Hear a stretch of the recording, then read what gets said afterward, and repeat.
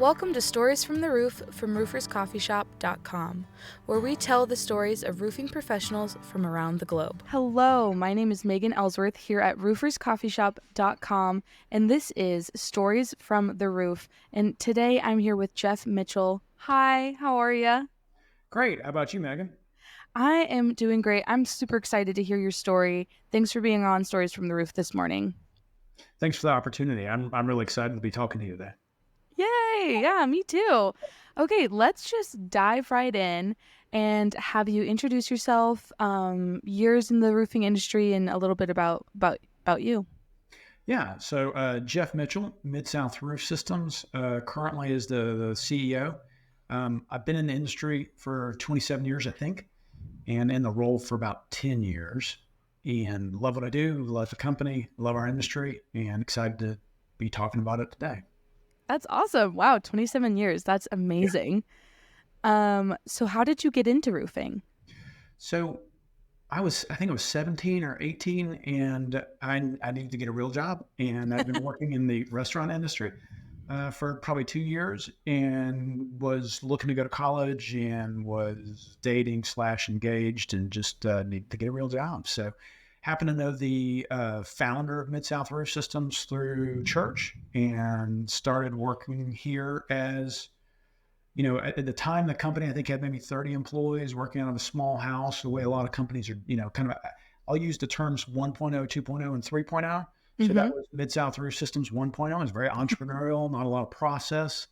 And they needed somebody who knew about computers because, hey, we'd heard about that before, and needed somebody to run around and pick up plans because that's still what you did then, and somebody to read specs and just kind of wear all the different hats from a project management and estimating standpoint. So that was the entree in, and then as things grew, obviously, a lot of times when you get into 2.0 mode, companies kind of move into having processes and Mm-hmm. people specializing in roles, and so I ended up specializing in what I would call the get side of the business, so estimating, lightweight sales, and then IT, just because I had an IT background, and so yeah, so and the company grew from there. Yeah, wow, that's amazing. Um, that's so cool that you were able to work your way up and kind of grow with the company and see your progress and its progress. It has been a lot of fun. I I feel really lucky and blessed to have been a part of that evolution, and it is definitely a team effort. I'm sitting here telling my story, Yeah. but gone from maybe 30 employees at that time to 200 plus employees at this time, and and clearly as you go through those 1.0, 2.0, and 3.0 evolutions, it's a team effort, and it definitely takes managers and leaders and to the new hire, everybody to get that done and to continue to grow the company and develop it. Yeah, absolutely. So, who would you say taught you about roofing? So I think as I look back at it, I think if I were to take the question and broaden it a little bit, because I don't want to overemphasize any roof experience I have, because I definitely have been on the office side, so Yeah. I don't want to overrepresent actual field chops here. But I'll say the founder Ron Newton's approach to inside the business, you never say that's not my job. And so just being willing, particularly in the 1.0 era, to do whatever ends up in front of you, whatever responsibility there is to take, make sure you take it on. Never be afraid to learn by just jumping in and figuring it out. Find somebody who knows about how to do that and learn from them, regardless of whether they're outside the company, inside the company. Might be a different kind of business, but doing something similar, or asking really good questions. Your foreman, your leadman, those guys are going to know. Like for example, in estimating or project management, when there's a challenge, obviously those guys are going to know the real answers or have the real ideas. So yeah, I think, and then taking it into the 2.0 mode, I think for me, learning about roofing in 2.0 was really getting involved in NRCA's FEI program. And so Oh, really learning about the rest of the industry, because we were very self-involved as a company. That's probably the wrong way to say it. But we were very insulated. So going to the FEI program through the NRCA and realizing like, oh, wow, there's all these other great companies out there. There's a peer group of people that you can ask how they're doing stuff. And so then beginning to learn from others, really turbocharging learning from others, and being able to ask others about how you solving this problem. Have you run into this before? That was, I think, it's a really broad answer, but that was really important. Yeah, no, I mean, and it really like, there's a lot of times never just one person or one, thing that teaches you throughout your career or about, your career. So I think that was a great answer. Well, and to answer one of your later questions about favorite thing about the Roofers Coffee Shop and just the podcast and everything else is just, I'm jealous of I really enjoy involvement with NRCA to meet and talk to other contractors and hear their stories. And that's been one of the neatest things about the industry that I didn't realize, probably until I was in my late 20s. But that's something that you get to do obviously every day in a lot of different ways. It's really cool. Yeah, we love, thanks for saying that. We love interacting with all you contractors and providing this space for community and interacting with all of the association partners and all the great work that they do, like across the country and internationally. Yeah. So it's our pleasure, and I'm glad you said that.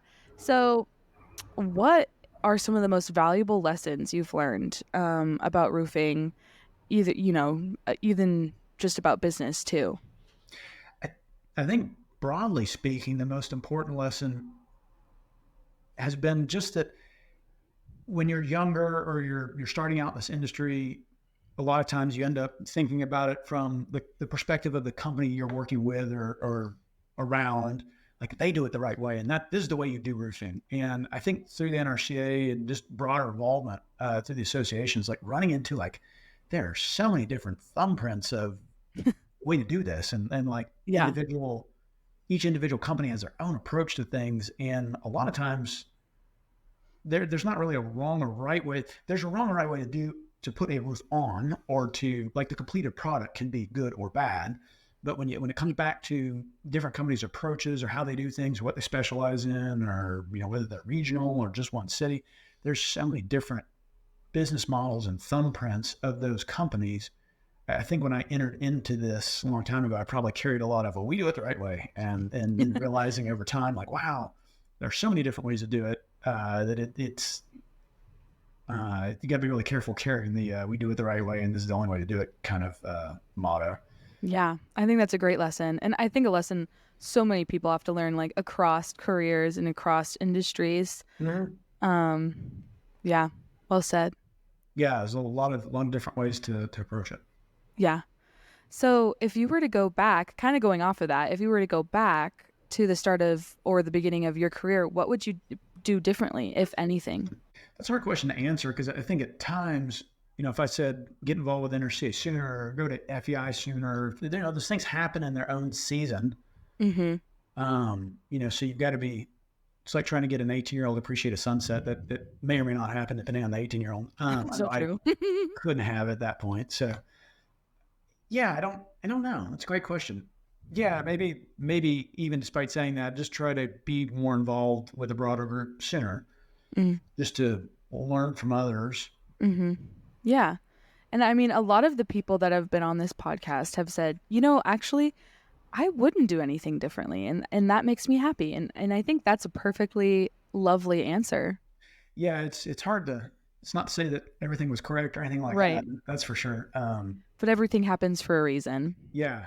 I think that's one thing about negative experiences. As clearly personal mistakes, business mistakes, like all those kind of things, as long as they're not terminal and you can learn something from them, then you're paying for an education. If it's terminal or someone really gets hurt by it, then that's obviously not okay. But I think, broadly speaking, mistakes are learning opportunities if you allow them to be. Absolutely. Yeah.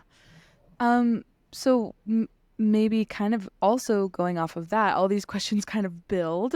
Right. Yeah. For sure. You could definitely feel that in the list. So. Yeah, absolutely. So what would you say is the best thing you've ever done for your business or career, or both? I think jumping back to NRCA involvement, because I think that was I'm referencing that over and over again, but it was really a pivot moment. And again, that timing and maturity and age and where was the company, we were kind of moving into that 2.0 mode where we had, once you break probably 80 people, maybe 50 people, you've really got to start to build process. So we were building process. And so getting involved with NRC and FEI at that size and timing resulted in the ability to learn things. And if we'd still been a 30-person company, I probably would not have had the time for or been asking the right questions. Yeah. But I also think just looking at the last 5 years, we've really learned a lot of internal company lessons around org chart structure, reporting lines. We've really, over the last 3 years, engaged with vision, mission, core values, having public company goals that are shared internally. Really trying to all be on the same page as a leadership group. I think I've had an executive coach for about 2 years now, and that was similar to FEI. That really changed a lot. I can look at a lot that we did over the last 2 years. That coaching, I don't think we would have done that without coaching. So it's hard to pin that down to any one thing. And these are all, I'm kind of moving to business topics as opposed to roofing topics also. So but my role is, I read manual technical details. I do that, but broadly speaking, the job at this point is much more focused on business. Yeah. Topics. And I mean, that's what is so important. And that's, I think, why a lot of people listen to this podcast is to kind of, hear other people's growths, challenges, whatnot, like in starting a business and seeing that grow and continue. So I think you're hitting it right on the nail. Yeah. So if I were to, I can obviously screen share, but like this is a graphic. We just had our first ever offsite leadership conference. Oh, wow. This is a graphic that we used in it. We had, I think, 24 department heads or leadership team people in that meeting. And that graphic that I just showed off has mission, vision, core values, and then a metaphor that it's using. And that really represents 5 years worth of work to get to that. Like it literally emerged in the last month or so as we were working towards this meeting.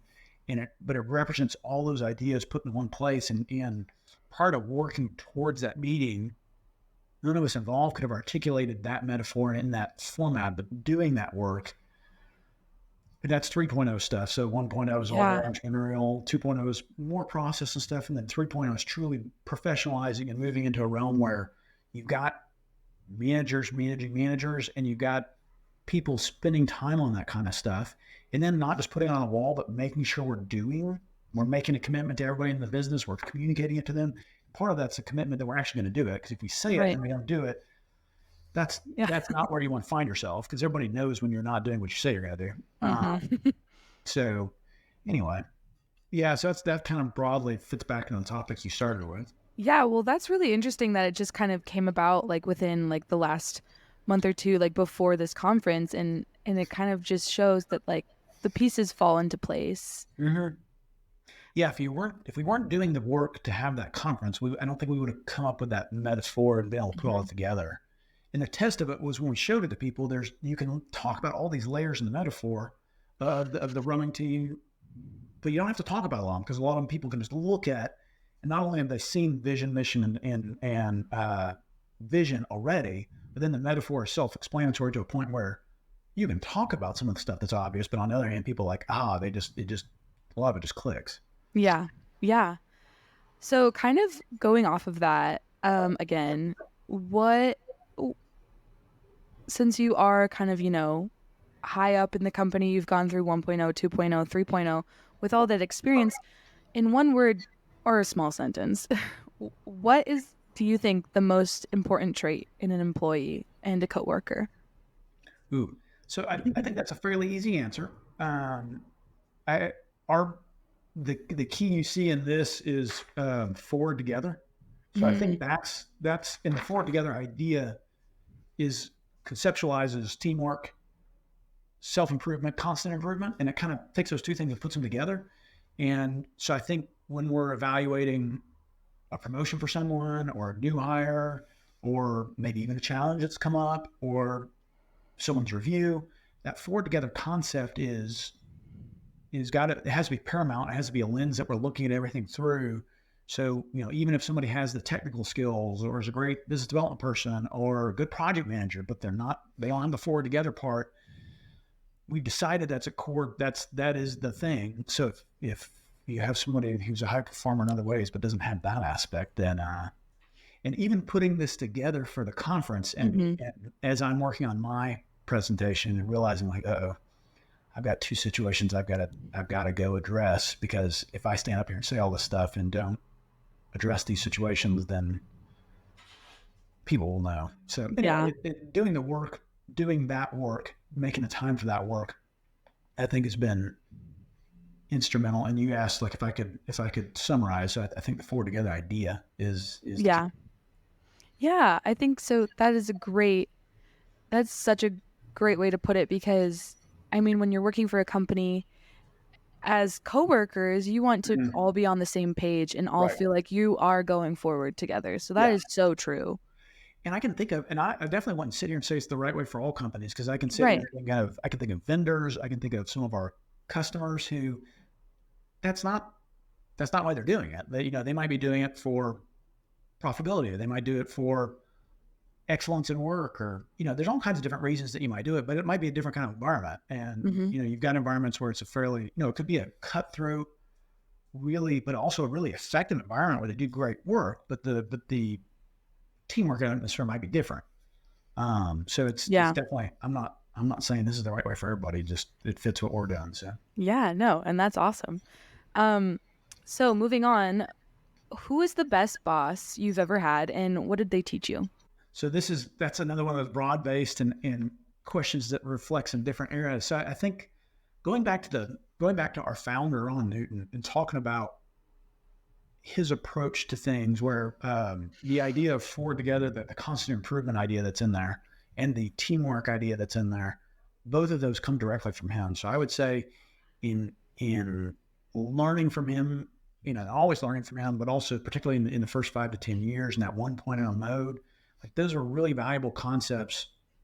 The idea of forward together also harks back to being a great place to work, which is the reason he started the company. Is he wanted to create a great place to work, and that idea has evolved over the years as we continue to define it. But I would say that's probably a really key point. Then also I would say just even my personal relationships, like learning from my wife, Diana, and just learning from just the things you learn on the personal side, and how they actually reflect in what you're doing day in, day out, relating to people.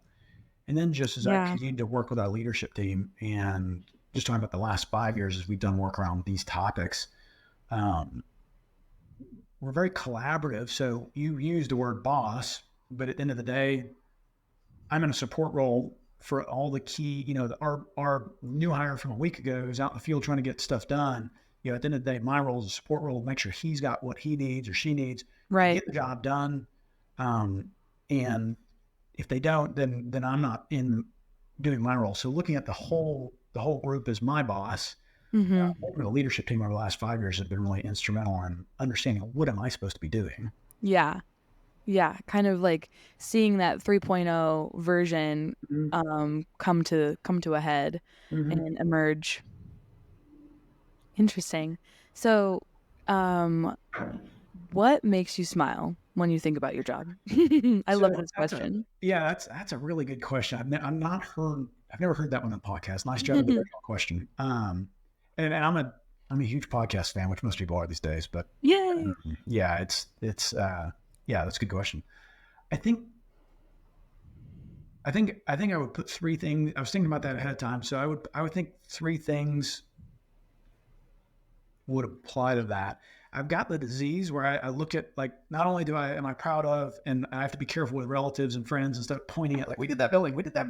Like restrain that and remember who's already heard that comment about, and at the same note, like you ever end up in a high rise or anything like that, looking at all the roofs. So just being proud of the work that we've done as a company, that makes me smile. I would say secondly, just like thinking about the leadership conference, or I love my job. I love the company. I love the industry. So just all the things that I get to do on a regular basis, whether it's working with the leadership team, doing NRCA stuff, the leadership conference we had was a lot of fun. Like I had outsiders look at the video we put up and say like, hey, that looks like fun. It's like, wow. Yeah. Not only did we get good work done, but we also had fun. And so I would say that. And then just, there's a lot of things I get to do day in, day out that make me smile. So it seems like a unique position in life. So definitely want to be grateful for that. That's awesome. I love that question because it really kind of, shows the heart of the person, I'm interviewing. So thank you for sharing. It's a leading question on the positive side too. Like it pulls it in a very positive direction. So. Yay. Well, we're going to stop for a quick commercial break from our sponsor, Johns Manville. Relentless sun, torrential rain, severe heat and cold. Commercial roofs face no shortage of extremes, and the true test of any roofing system is how it stands up to these conditions over a long lifespan. The Johns Manville PVC formulation has proven itself time and again, protecting airports, manufacturing facilities, educational buildings, stadiums, and retail structures across the continent and continuing to pass the test of time. Johns Manville offers one of the most comprehensive guarantees in the roofing industry. That's the advantage you can expect from a long-time, dependable leader with the financial backing of Berkshire Hathaway. Okay, so now we'll hop into some questions related to our sponsor, Johns Manville. Thank you, Johns Manville, for being a partner with us and sponsoring this podcast episode. So, Geoff, how important is a relationship with your manufacturer like Johns Manville? The manufacturer can play a really important role in everything we do, from the basic idea of what we bid and how we price it and how we relate to our customer and how we get work, to the types of jobs we're picking, to how well we actually do the work, and everything from training to research and development. I think Manville does an incredible job of being at the cutting edge of those things. I got a chance to visit their R&D facility out in Colorado a couple years back, and that was nice. And they have some really unique things there, and that was a really neat experience. But also, a lot of times we get focused on what's happening on this job or what's coming up next month, and just lose sight of what it takes for a company like Manville to be on the cutting edge of both materials but also process. And at the end of the day, the customer experience for us includes not only buying the product, putting the product on, but then also the support that we get around that product, technical details, bidding, and warranty services. So it's definitely, being out there and seeing facilities and stuff is a great reminder of what it takes to do that. Yeah, absolutely. And they do such great work. I actually live not even a mile from their headquarters in downtown Denver. Yeah, Colorado. Yeah. It's an amazing place. Love Colorado. Yeah, it's an amazing place. So how important, kind of going with great products, how important is that ongoing training and education, around new emerging products? How important is that for y'all?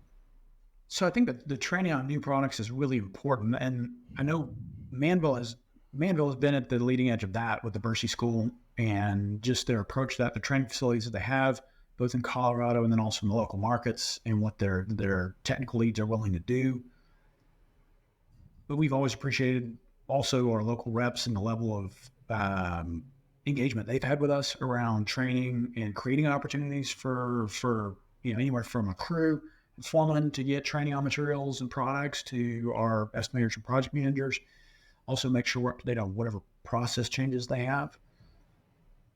They've really emphasized the whole customer experience when it comes to commercial roofing and what we do, from the beginning from estimating stuff all the way to wrapping a job up. Yeah, they're so great. We love Johns Manville. Yeah, they've done a great job too. We're fairly niched for a roofing company, and they're very active in our niche. So I think that lends itself to us partnering well with them too. Mm-hmm. We both have a common interest there. Yeah, absolutely.